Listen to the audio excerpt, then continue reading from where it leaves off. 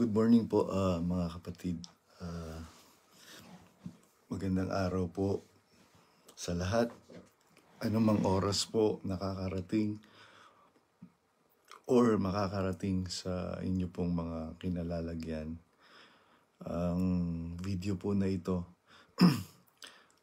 Time check po, 5 a.m. po dito sa lugar po namin. Lugar ko po. Nagising ako kanina, nakatulog kasi ako na maaga. So nagising ako kanina siguro mga around 3 a.m. At meron pong mga kapatid na nakipag-usap sa akin.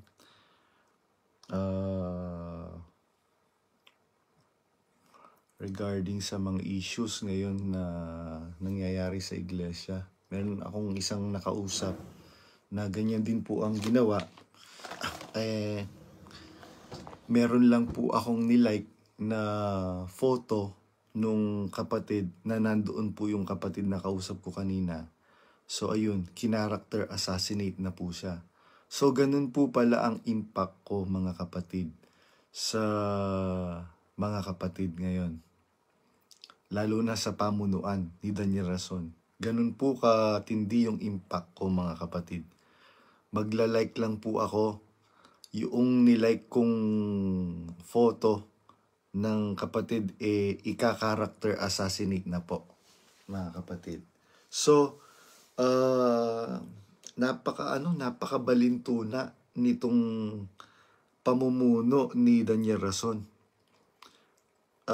Patunay na itong pamunuan ni Daniel Rason ay kalaban talaga ng Diyos. Yung pong tinuturo niya na pag-ibig, hindi po totoo mga kapatid. Hindi po totoo na pag-ibig po ang itinuturo niya. Ang tinuturo po niya sa mga miyembro, sa mga kapatid po natin, ay galit mga kapatid. Meron din akong nabasa kanina. Biruin mo, como brother, meron lang po akong mga tinanong. Ang ginawa po, siniraan na po ako pati sa aking asawa at mga anak. Buti na lang, brother, sabing ganyan nung kapatid. Solid po yung pamilya namin, kaya hindi po nila napaniwala yung asawa ko at mga anak. Kaya ganun po mga kapatid ang nangyayari ngayon. Magandang gabi, brother from North America, from Gutierrez, Jamel. Magandang gabi po dyan. Magandang umaga naman po dito. 5 o'clock a.m. po dito. Hello po bro, sabi po ni brother or sister Galerio D. Gabrang. Yun po mga kapatid. Inuulit-ulit ko po yung short video clip ng prayer meeting ni Daniel Rason mga kapatid. Natatawa po ako, bakit? Kasi ang sabi niya, pagka yung iba na yung ikinabubuhay sa itinuturo, dapat ng kahit hindi mo tiwalag yan, tiwalag na. So, para pala sa'yo, tiwalag ka na, Daniel Rason. Bakit? Hindi naka-align sa katuruan ng tunay na Kristo yung iyong pamumuhay. Hindi ba, Daniel Rason? Buhay pa ang asawang Hapon ng asawa mong pokpok na si Arlene Ruga Rason. Kinuha mo na siya, nag-live-in na kayo. Hindi ba totoo na ang birth certificate ni Abigail ay Ruga?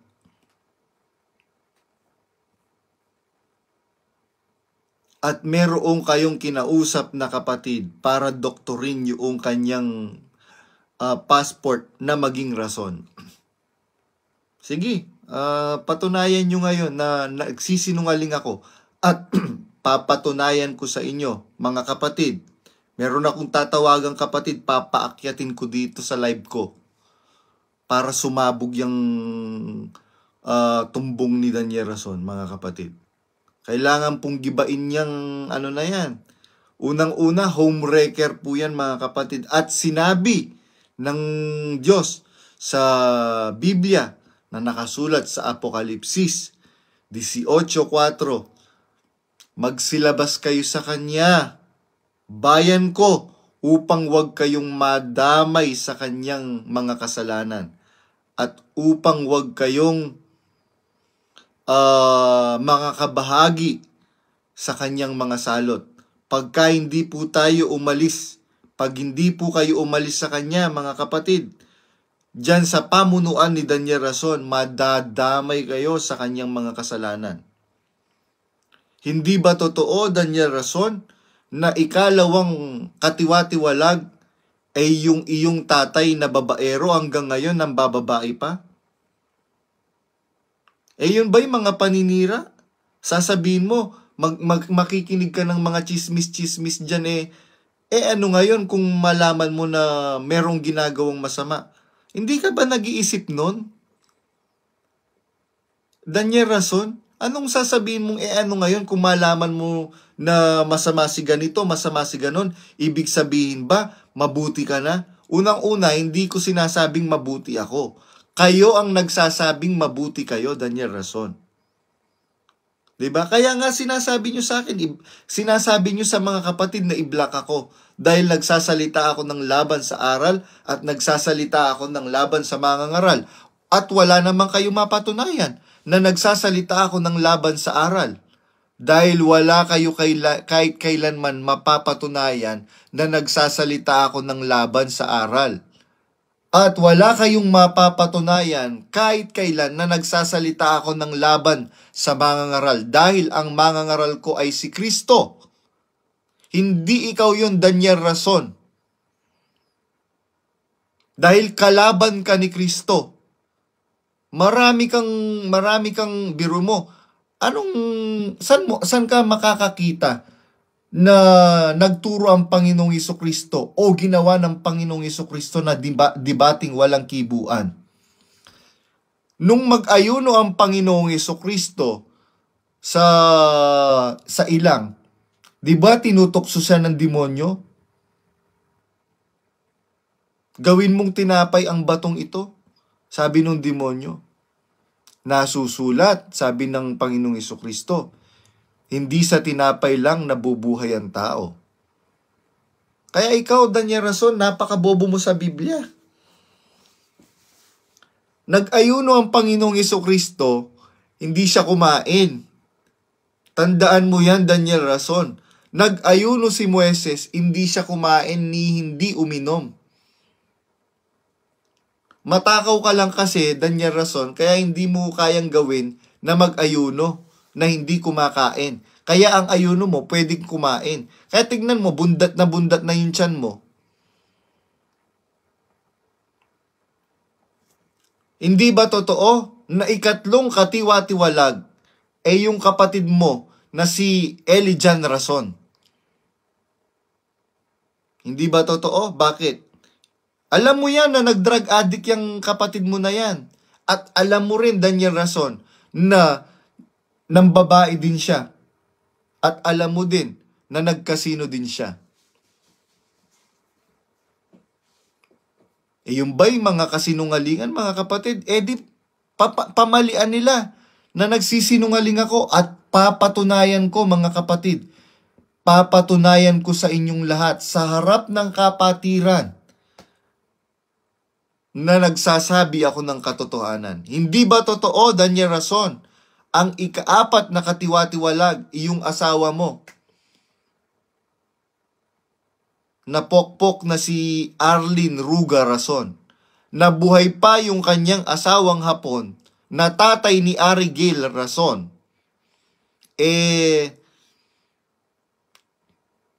nakisama na sa'yo. Sino ang ikalima na katiwa-tiwalag?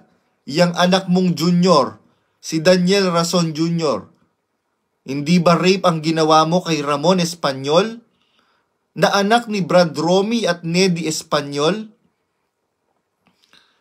Nilagyan mo ng pampatulog yung red wine na iniinom niya. At nung maalimpungatan siya, nakasubo yung bunganga mo doon sa pag-aari ni Brad Ramon Espanyol. Kaya na-depress yung bata dahil doon sa ginawa ni Daniel Rason Jr. Yan ba mapagtatakpan mo, Daniel Rason? Sino ang ika-anim na katiwa-tiwalag? Yang nanay mong impaktita.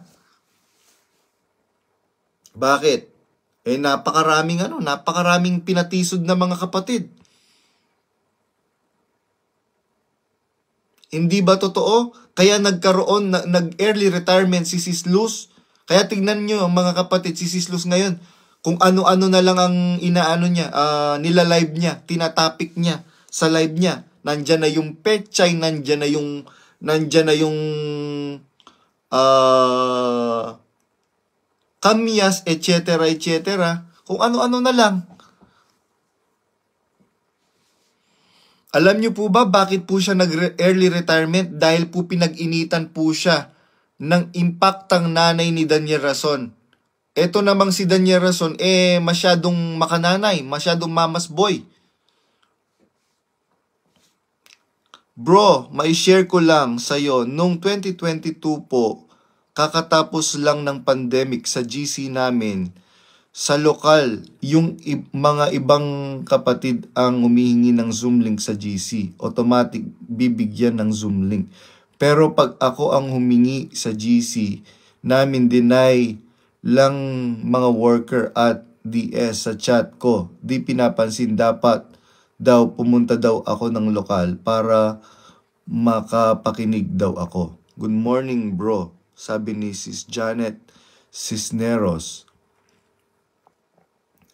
Kalokal ko yan si Sis Fatima Matyong. Hello po Sis Janet Cisneros from lokal ng Dubai sa Middle East.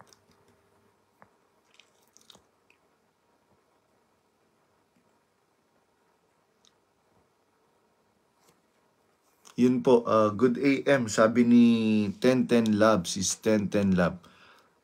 Good morning po, mga kapatid. 5:25 AM at tumawag po ang boss ko kagabi. Sabi niya, isarado ko po yung restaurant dahil expired yung meron siyang sinabing expired, parang isa sa mga lisensya ng ng hotel, expired. So, kailangan daw po muna niyang ayusin. Ganun po kasi sila dito mga kapatid. Po sila, stricto sila sa pagsunod sa batas. Kaya hindi po nila ako matatakot dito, itong si Daniel Rason. Kahit kung tsabahin niya itong kasama kong panatiko nila. Ewan ko kung panatiko or alam ko hindi naman din naniniwala na dahil sa dami ng naririnig niyang at saka siya mismo may laban siya kay Resty Reyes. Kaya ikaw Resty Reyes, wag kang bida-bida na kung makapalakpak ka wagas. Akala mo nagtagumpay ka? Oo. Lang yan, sandali lang ang tagumpay ninyo. Ang tagumpay ng masama, maikli lang. Intayin nyo ang tagumpay ng aming Diyos. Resty Reyes. Intayin ninyo. Iiyak kayo ng pagkapait-pait na iyak dahil sa ginagawa ninyong kasamaan. Pagka inihayag na kayo ng Diyos sa araw ng paghukom, saka ninyo marirealize.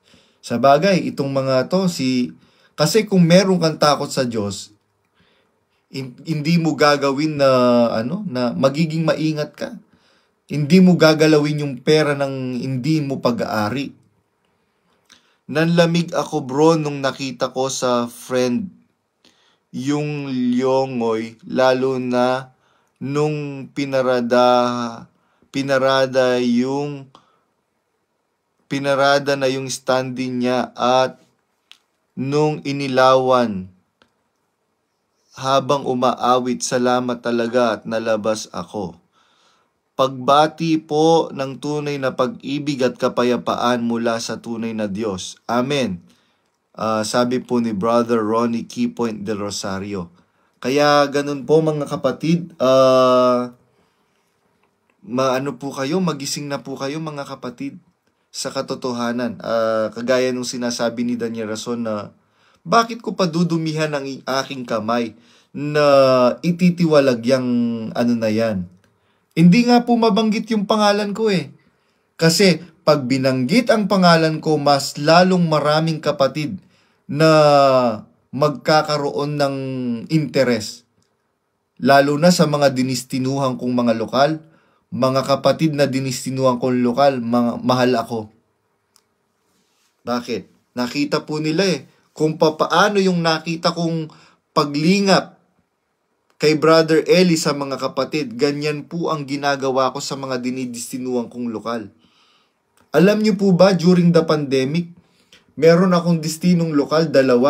Lokal ng Bahay Pare at Pangklara sa Candaba, Pampanga. Boundary po yun ng Baliwag, Bulacan at ng Pampanga, Candaba. Binabike ko lang po yun mga kapatid. From San Fernando. From San Isidro to Bahay Pare. Napakalayo po nun mga kapatid. Siguro sa loob ng 1 linggo, 3 beses akong bumibisita sa mga kapatid na nakabike lang po ako. Merong isang instansya na muntik na akong maaksidente dahil nakatulog ako habang nagbabike ako. Bike po yung mountain bike. Kaya hindi po nila mapaniwala yung mga kapatid na mga nadistinuhan ko na sasabihin nila masama akong tao. Hindi po nila mapapaniwala yan mga kapatid. Brad, mabuti at malinis po intention ni Brother Eli sa pag-akay sa kapatiran sa pasimula. From the very start. Expose na si KDR kay Best. Tanong ko lang po, sino at papaano na-impluwensyahan si KDR na lumis sa aral na tinuro ni Best dahil po sa kanyang hatred. Kung papaano po nagkaroon ng anong tawag dito? Kung papaano po nagkaroon ng masamang intensyon sa puso si Satanas na higitan ang Diyos. Ganyan po ang nangyari kay Daniel Rason mga kapatid. Kaya tignan niyo po mga kapatid, ang sabi niya, iba na daw po ang perspective ng pagpapalaganap ng Diyos. Iba na ang perspective. Saan mo mababasa sa Biblia yan? Daniel Rason, na iba na ang perspective ng kaligtasan. Kaya tignan mo, yung iyong pamumuno nagkakandaletse-letse. Dahil sa sinasabi mong perspective na yan, tandaan po ninyo, walang ibang perspective ng pagliligtas ang Diyos sa Biblia. Isa lang po yan dahil ang Diyos hindi po nagbabago. Wala po siyang anino ng pag-iiba mga kapatid. Kaya yan pong sinasabi na perspective ni Daniel Rason. Tingnan niyo po mga kapatid, di po ba dati ang tindi ng pagsisinungaling na ginagawa ni Daniel Rason na yun daw pong Area 52 ay artificial intelligence na po pwedeng pagalawin yung mga tao na kahit wala naman po sila doon sa event na yon at pwedeng pakantahin sa pamamagitan ng artificial intelligence. Ngayon sasabihin mo sa prayer meeting ninyo kahapon na events place, ano ba talagang katotohanan?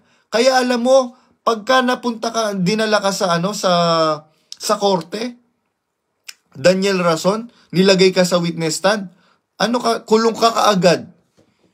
Mapapatunayan ka agad na sinungaling ka. Kaya nga, ang daming kapatid na brother, alam mo, mas lalo kaming naniniwala sa'yo. Bakit? Lahat ng mga question and answer na ginagawa mo sa live, consistent yung sagot sa mga tanong. Ganun po kasi ang nagsasabi ng totoo. Paikot-ikutin mo man, balibaligtarin mo man ang tanong, iisa lang ang sagot. Mga kapatid, pagka nagsasabi ka ng katotohanan. Kaya tignan po ninyo, pati facial expression po niya. Tapos pati yung mga sinasabi niya, o diba? O diba? Halatang nagsisinungaling eh. Kasi kung lalo na broadcaster ka. Alam mo dapat yun na hindi ka gumagamit ng mga redundant words. Na o diba, o diba? Katunayan na hindi reliable yung pinagsasabi mo, Daniel Rason. Ako po nasabi ko sa matandang kapatid, bakit ganon? Sagot, wala ganyan. Bakit ganyan? Siguro to. Wala ganyan sila. Hayaan mo na. Bobo manager pa naman sa Jeddah. Nung pinagpahinga si Bes, akala ko itutuloy ni Bonjing ang Bible exposition. Pero hindi pala niya magawa. Umaasa ako dati na may itanong mo kay Rason, Biblia ang sasagot, pero wala. Ang palusot ng mga fanatics, nasagot na daw ni Bes lahat ang tanong. Kung nasagot pala lahat ni Brother Eli Soriano ang lahat ng mga tanong, bakit ngayon kokonti na lang yung mga videos na recorded ng mga itanong mo kay Soriano, Biblia ang sasagot? Aber? At 2 days ago, death anniversary ni Brother Eli. Nag-post ka man lang ba, Daniel Rason at Arlene Rason, sa inyong mga official Facebook account ng pag-alala sa ika-4 na taong pagkamatay ni Brother Eli Soriano? Ask lang po kung wala ng formal na itinitiwalag, bakit po may binabasa pang aflos after ng pagkakatipon? Ewan ko po sa kanila, mga kapatid, particularly kay Brother Ronnie Kipon de Rosario. At saka, hindi na po nila kayang basahin yung circular na international circular bilang ikalima. Serya ng taong kasalukuyan sa ikapananatili ng kapangyarihan ng Diyos sa pagsasama-sama na nakasulat sa mga ganitong talata ay sinususpindi or tinitiwalag. Hindi na po nila mababasa yan, mga kapatid, dahil wala na pong pagkasi ang Diyos dyan sa pamunuan ni Daniel Rason. Yan po ang katunayan, mga kapatid. Yan po ang patotoo. Kaya nga, ang sabi po ng Biblia sa Apokalipsis 18:4, magsilabas kayo sa kanya, bayan ko, upang wag kayong madamay sa kanyang mga kasalanan at upang wag kayong mga kabahagi sa kanyang mga salot. Wala na sense na Oplan Dalaw Tupa at Unang Pag-ibig program kasi pag pala may duda, alinlangan at tanong ang isang kapatid, automatic tiwalag na daw, sabi ng mahal na Kuya Daniel. Alam niyo po talagang si Daniel Rason, kalaban po siya ng ni San Pablo. Pati ni San Pablo, kalaban siya. Ang sabi ni San Pablo, nung nahiwalay, yung sambahayan po ang nahiwalay, mga kapatid. Hindi lang po isang tao ang nahiwalay. Ang sabi ni San Pablo, pagkalooban nawa ng habag ang sambahayan ni Onesiporo. Bakit? Sapagkat madalas niya akong pinaginhawa. Kung ano man po ang naging dahilan ng pagkahiwalay ni Onesiporo at ng kanyang buong sambahayan, hindi po natin alam yon. Pero matindi po. Bakit? Ibig sabihin, ito pong sambahayan ni Onesiporo, mga kapatid, hindi po ito miyembrong daluwi lang. Ito po'y mga pamilyang minamahal o mahal po yung si San Pablo na kasangkapan ng Diyos. Bakit po nahiwalay? Dahil sa mga likong mga manggagawa. Ayan, merong manggagawa dyan. Anong pangalan itong Marami pong mga manggagawa dyan. Sa Metro Manila, mga kapatid, naku, Kaya kayong mga manggagawa kayo, wag niyong ipagtanggol yung kasamaan. Dahil makakasama kayong iahagi sa impyerno, mga manggagawa na yan. Kaya ikaw, Sis Luz, sayang ang iyong pinagkatandaan. Tumanda kang dalaga dahil sa aral.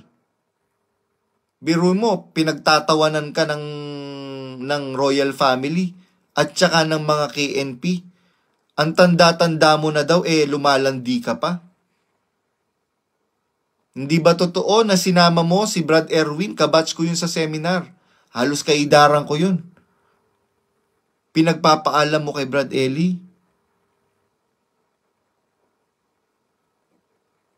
Hindi ba totoo, Sis Luz, na pinag-initan ka ni Daniel Rason maraming beses? Kaya ka nag-early retirement. Mananatili ka pa ba dyan, Sis Luz? Masasayang ang ang lahat ng iyong sinakripisyo. Mapupunta ka rin sa impyerno pagka hindi ka nanindigan sa katwiran at sa katotohanan. Perspective na palugaw ang daming video and AVP. Tama yan, bro. Sa larangan ng TikTok, mga MCGI dito nagla-live, nagde-debate, nagkaletse-letse na. Opo, lie detector lahat. Ako po, pagka po nagsinungaling ako, mapapatunayan yung nagsisinungaling ako, willing po ako magpapugot ng ulo sa harap ng kapatiran, mga kapatid. Yan po ang hamon ko. Yan po ang hamon ko, mga kapatid. Willing po akong magpapugot ng ulo kung mapapatunayan po ng kapatiran na lahat po ng aking sinasabi ay kasinungalingan. Bro, na kay Brad Yuli grupo ako. Kailangan ko po bang magpatuloy dahil sa expose mo na si Yuli pala promotor sa pagtitinda ng alak sa Area 52? Kawawa naman si Brother Eli.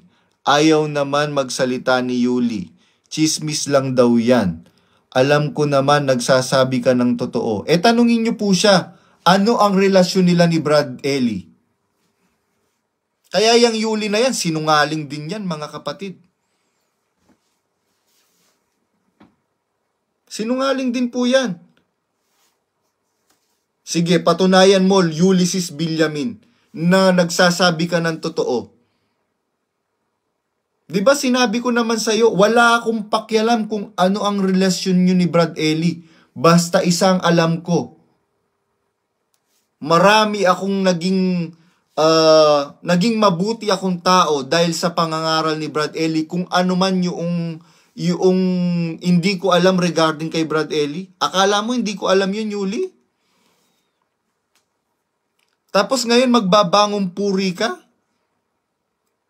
Kung talagang matapang ka, bakit hindi ka magsalita, Yuli?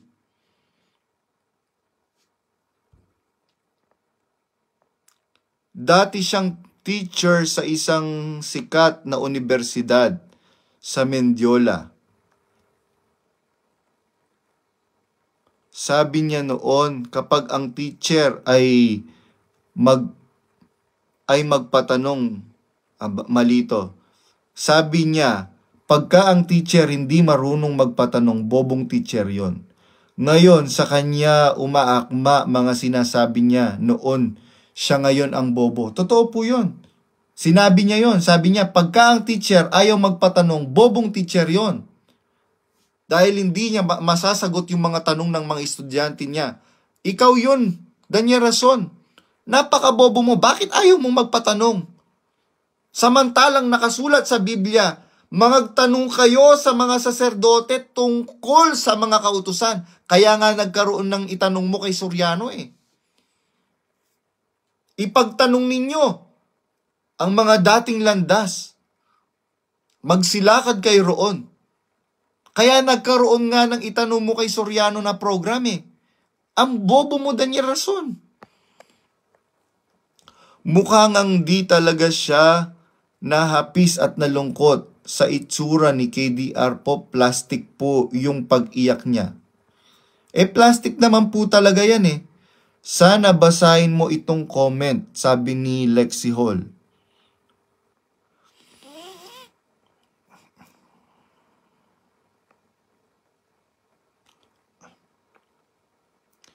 Mali naman yung sinasabing dahil sa galit o inggit ni KDR kay Bes, kaya nilihis ngayon ang aral. Di po ako dito sang-ayon.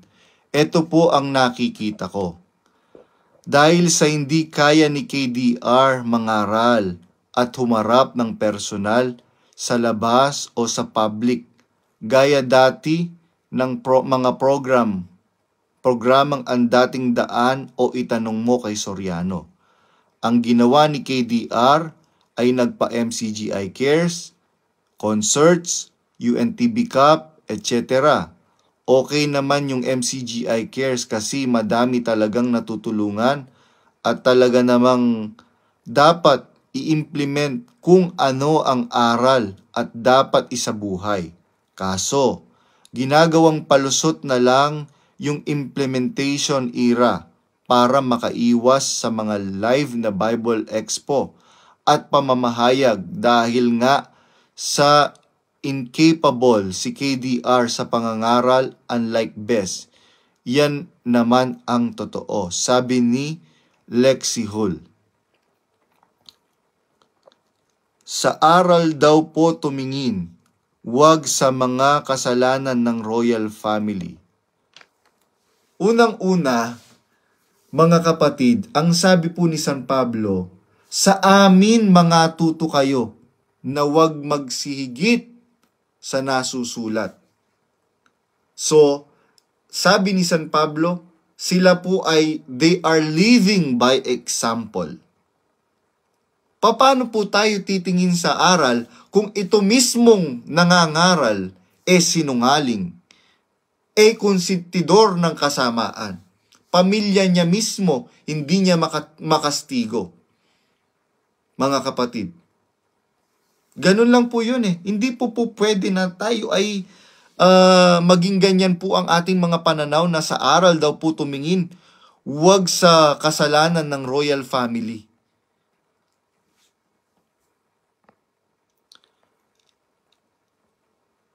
Prince Aladdin, pioneer member ako ng MCGB.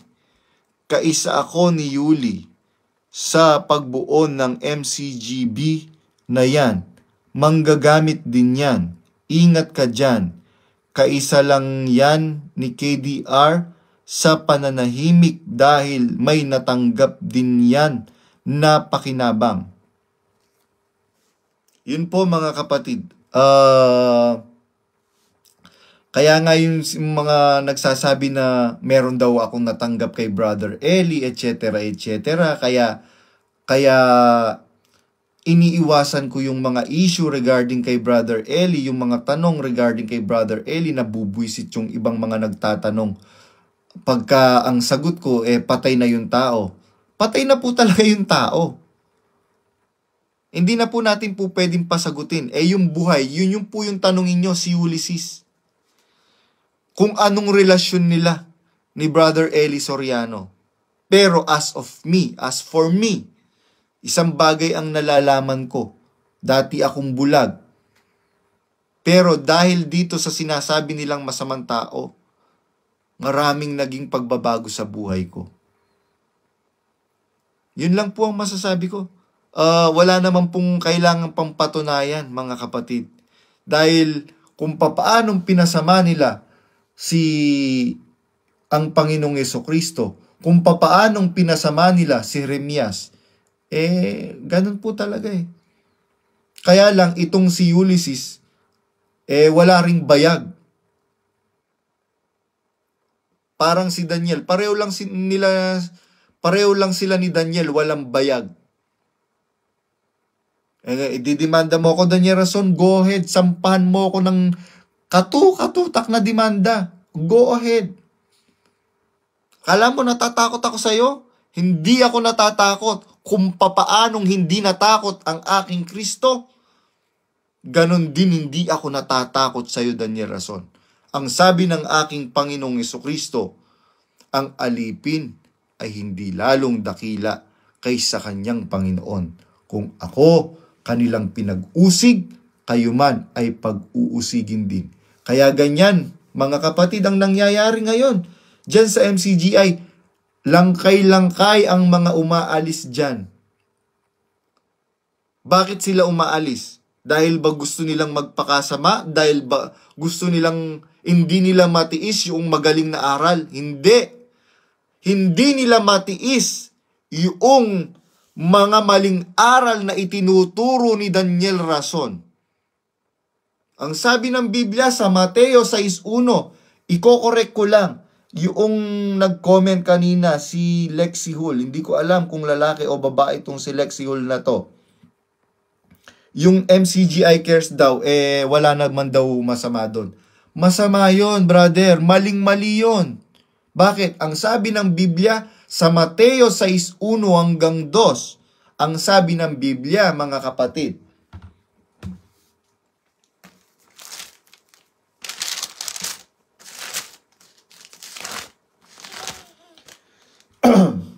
Mag-ingat kayo na huwag magsigawa ng katwiran sa harap ng mga tao upang kanilang makita. Tandaan po natin itong word na to. Mag-ingat kayo na huwag magsigawa ng katwiran sa harap ng mga tao upang kanilang makita.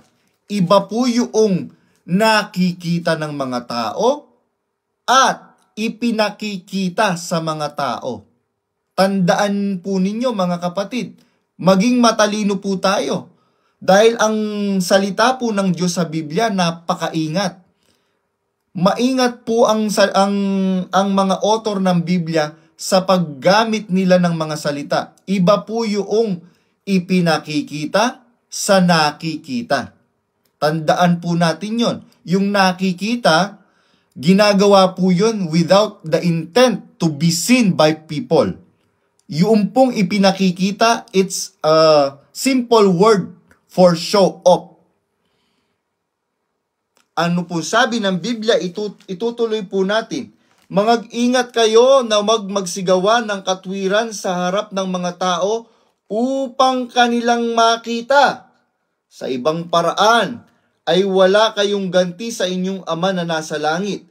Kaya nga, pagka ikaw ay naglilimos, ay huwag kang tutugtog ng pakakak sa harap mo, na gaya ng ginagawa ng mga mapagpaimbabaw sa mga sinagoga at sa mga daan, upang sila'y mga kapuri sa mga tao. Katotohanang sinasabi ko sa inyo, tinanggap na nila ang sa kanila'y ganti. Yun po, mga kapatid, talagang maling-mali po yung ginagawa ng MCGI Cares na yan. Biruin mo, gagawa ka lang, magpapalugaw ka lang, tad ng camera. Pwede ka naman magpalugaw huwag kayong mag-camera. Huwag niyong i-camera. The fact na nagka-camera kayo, sabi nga ni Brother Eli, nung gumawa ang Panginoong Jesucristo ng mga dakilang mga himala at kababalagan, ang sinasabihan niya yung mga taong pinagagaling niya, humayo ka, huwag mong ipagsasabi. Kaya lang kumalat, mga kapatid, itong mga pinagaling niya because of the feeling of their gratitude at saka yung kagustuhan nila na maitanyag yung kabutiang ginawa ni itong Mesiyas, nitong Kristo ng Diyos, ipinagkalat nila. Kaya po natanyag ang mga gawa ng Panginoong Jesucristo. Tandaan po natin, iba po yung nakikita at ipinakikita. Tandaan po natin yon, mga kapatid. Tama, pero tama itong sinabi ni incapable si Daniel Rason sa pangangaral.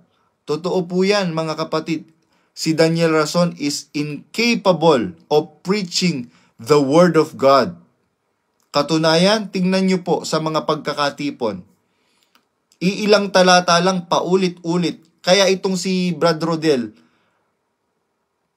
hindi ka ba nakokonsensya niyan? Isa ka sa sinungaling? Isa ka sa sa mga kasangkapan ni Satanas para magsinungaling? Di ka ba naawa sa pamilya mo? Matanda na ang iyong mga magulang? O talagang nagmamatigas ka na lang, Brother Del? Kapag ganyan ang iyong stand, maiimpyerno ka, Brother Del. Sinasabi ko sa iyo, maiimpyerno ka. Meron ba akong batayan sa Biblia? Oo. Apokalipsis 18:4. Magsilabas kayo sa kanya, bayan ko, upang wag kayong madamay sa kanyang mga kasalanan at upang wag kayong makabahagi sa kanyang mga salot. Bakit? Ano ba ang kasalanan ni Daniel Rason? Ang sabi ng Biblia sa 1:8:44, kayo'y sa inyong amang dyablo, ang nais ng inyong ama ang ibig ninyong gawin. Siya isang mamamatay tao buhat pa ng una. Pag nagsasalita siya, ay nagsasalita siya ng saganang kanya, sapagkat siya'y isang sinungaling at ama nito. Yung kanyang mga kasalanan, kasinungalingan. Biruin mo, Brother Rodel, sasang-ayunan mo na edited lang yung mga picture na nagtitinda kayo ng alak. Hindi ba? Isa ka sa mga Isa ka sa mga nagbabantay ng kaha sa mga tindahan ni Brad Eli. Alam mo yun na nagtitinda ng alak doon. Bakit number 1 kang naninindigan sa kasinungalingan na yan? Maiimpyerno ka niyan, Brad Odel, at idadamay mo pati pamilya mo. Kaya po ganun, mga kapatid.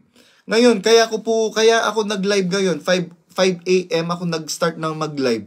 Kasi po, panay po ang dito, power interruption ngayon. Tapos, madaling araw pala magandang mag-live. Wala pong nakikialam sa sa internet connection ko, tuloy-tuloy. Kaya po ganun, mga kapatid, siguro ganitong oras magandang mag-live. Sakto kagabi bago ako matulog, tumawag po yung boss ko na sabi niya isarado ko yung karatula na para kasi meron yata mag-inspection dito from the government. Kaya ganun po, mga kapatid, at po kayo. Mag-imbestiga po kayo kung yung bang mga sinasabi ko mga kasinungalingan lang. Kung kasinungalingan lang, nakahanda po akong ipapugot ang ulo ko, mga kapatid. Yan po ang totoo. With all sincerity and with all honesty, sa harap ng Diyos at sa harap ng kapatiran, nakahanda po akong ipapugot ang ulo ko kung mapatunayan ninyo na nagsisinungaling lang po ako. Kung baka po meron po dyan na gustong umakyat at makipag-usap sa akin sa live po na ito, sige po, umakyat lang po kayo, mga kapatid. Kung wala naman pong aakyat, siguro hanggang dyan lang po muna. At muli po, salamat po sa Diyos sa pagkakataon po na makausap po kayo through the comments, mga kapatid, at muli pagbati ng pag-ibig at kapayapaan mula sa tunay na Diyos at kay Kristo. Amen.